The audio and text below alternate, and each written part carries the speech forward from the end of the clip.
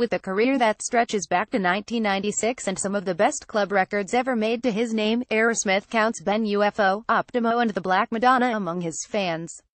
But this quiet Berlin producer has spent most of his career outside of the limelight, spending almost as much time creating synthesizers as music.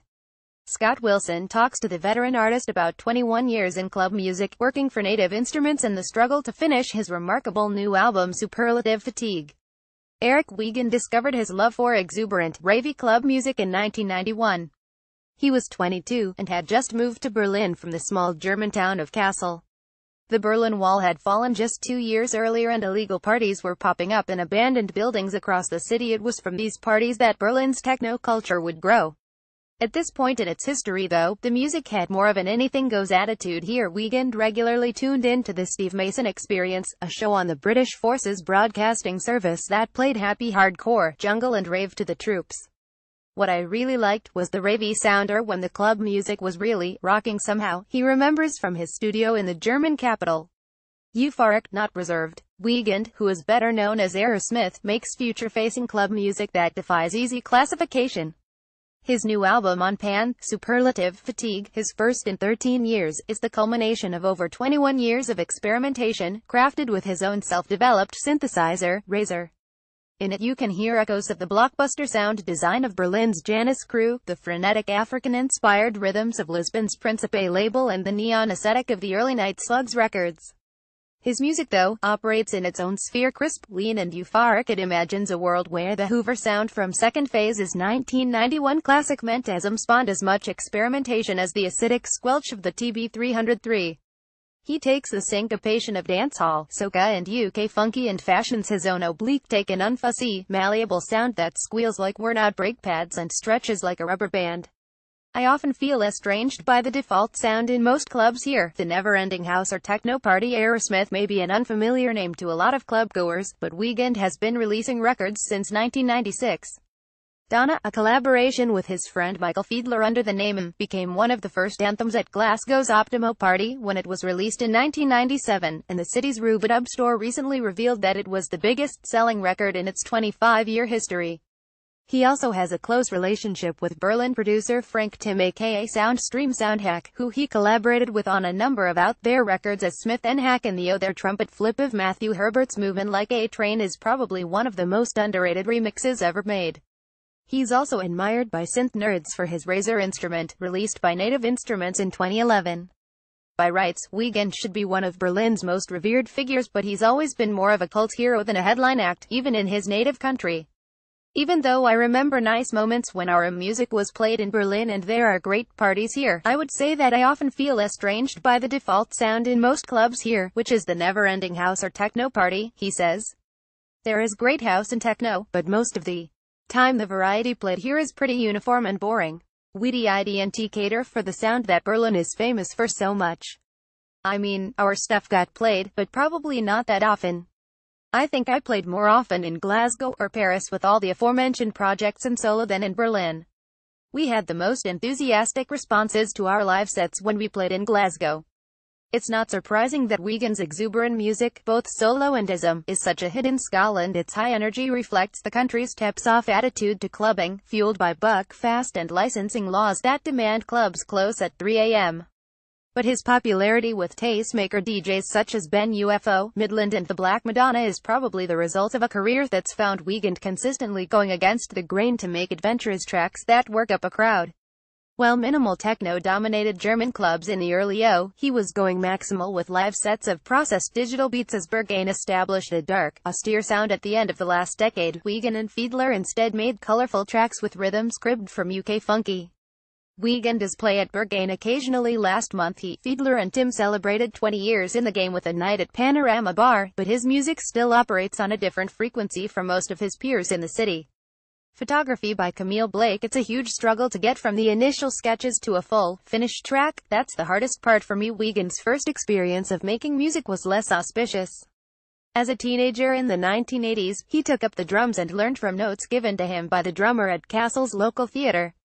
However, he got the bug for production at an early age, long before computers were widely available. Wiegand's father was in a wedding band, and had a home studio with a drum computer, samplers and multitrack tape recorders, which he experimented on while playing in what he describes as indie bands with friends. When he got to Berlin in 1991, he started collecting gear for his own studio: an analog synthesizer, an Atari computer running sequencer software, and a few drum machines. When he and Fiedler made their first tracks as him in the mid-90s, they jammed with hardware and edited the recordings in software. However, Wiegand quickly discovered that he found it easier to make music with just a computer.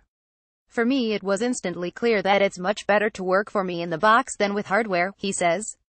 Maybe for some people it's better to be forced to finish something quickly when using hardware, since there is no total recall, but for me there's no way around it. I want to be able to pick up an old idea and have all the synthesizers at the right place within the project. By 1999, Wiegand's interest in software synthesizers had opened up a new career path.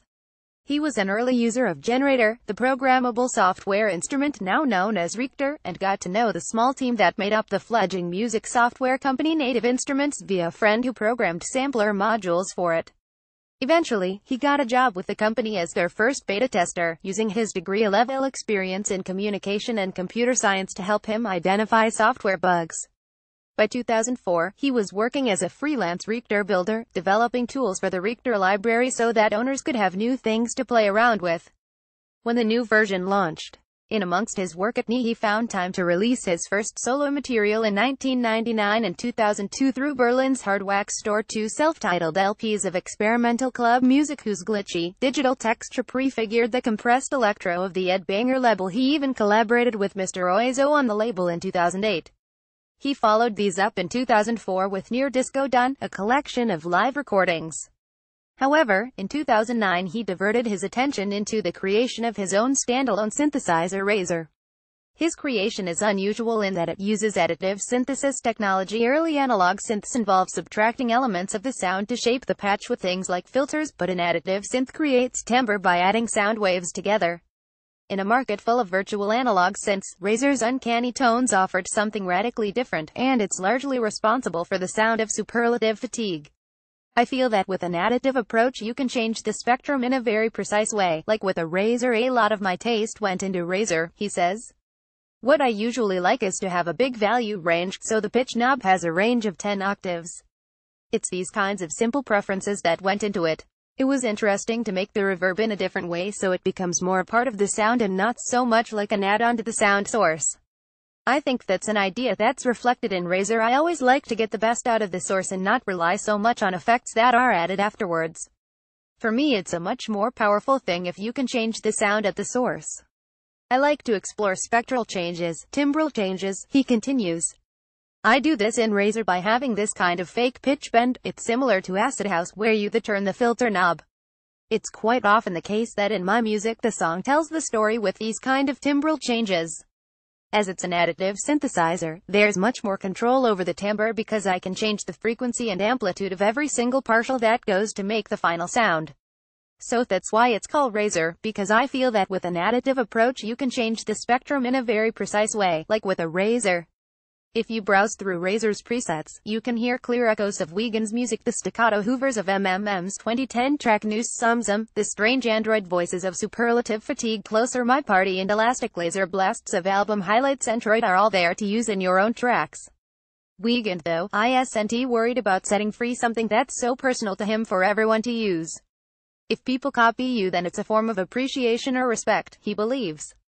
I don't worry about it at all. I wouldn't have made the synth if I had a problem with people using its features to the fullest.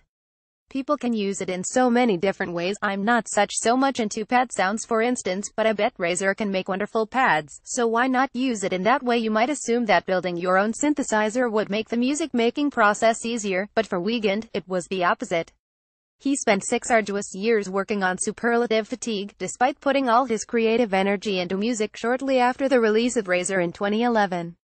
Instead of starting from scratch, he searched his folders of sketches and recordings to find 8 ideas he could develop into full tracks and restricted himself mainly to working on these. If I was without a focus, I would get lost and I would come up with different material, he says.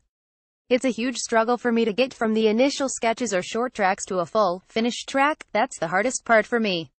It had been a long time since I last released under the Errorsmith name apart from an EP with Mark Fell in 2015, so it was very important for me to get something done solo and not just in collaboration. Photography by Camille Blake. I'm really triggered by music that's interesting or has a certain twist of its own. That's what gives me energy. Spending that much time on an album can result in an overcooked end product, but Superlative Fatigue is a remarkable record that redefines what club music can be while capturing the rave spirit of the early 90s. It's a feeling that Wiegand suggests is missing from a lot of today's dance music. It was definitely more ravey back then, and the kind of techno that was produced back then in Berlin was much weirder, he says. In the beginning it wasn't so clear what the rules were, everybody was trying to do it and was more playful. They didn't think too much about what they were doing. Nowadays people think, what makes a techno track okay, we need this, this and this. It's much more according to a rulebook. Part of the album's inspiration comes from the music Wiegand consumes and plays in his DJ sets and regular radio appearances. He cites Jay Lin as one of his favorite artists right now, and talks enthusiastically about the collision of grime, ballroom, Jersey club and ghetto house. However, he prefers not to limit himself at all. My album is very much related to this meltdown of genres, he says. If I had unlimited time I would go through all the genres in the online shops to check if there's something interesting. So I really cannot say this music is very interesting right now. I can find interesting bits in almost every genre. At 48 years old, Wiegand isn't a young man. But his appetite for unusual sounds is as voracious as many DJs half his age, and his pursuit of innovation puts many of his peers to shame. Whether Superlative Fatigue gets him the recognition he deserves remains to be seen, but there's no indication that he's made the record on anything other than his own terms.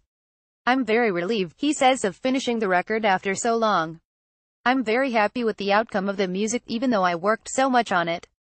There's always a danger that you can overproduce and make the wrong decisions because you're not objective enough, but it seems I succeeded in not falling into that trap. Bill Callaghan's Pan label, which has pushed bold, experimental club music for several years, is a logical home for the record, even if Callaghan did have to spend 5 years coaxing it out of him after their first meeting in 2012. More than anything though, Superlative Fatigue is a really weird record. Beyond the meshing of genres and nods to rave music, it's a record whose heartfelt vocoder moments give it a strange robotic soul and a sense of humor that's all too rare in contemporary electronic music. He describes the vibe as a little bit funny and a little bit ridiculous but still seriously felt, qualities not often seen together in the club. I would say there's too much in music in general that's already been done, he says. Quite often you hear something and you can't really tell when it was made, because it could have been made now or 5 years ago, or even 10, 15 years ago. I'm really triggered by music that's interesting or has a certain twist of its own, he says. That's what gives me energy. Scott Wilson is on Twitter. Redneck's 10 sounds that define modern club music, and the stories behind them.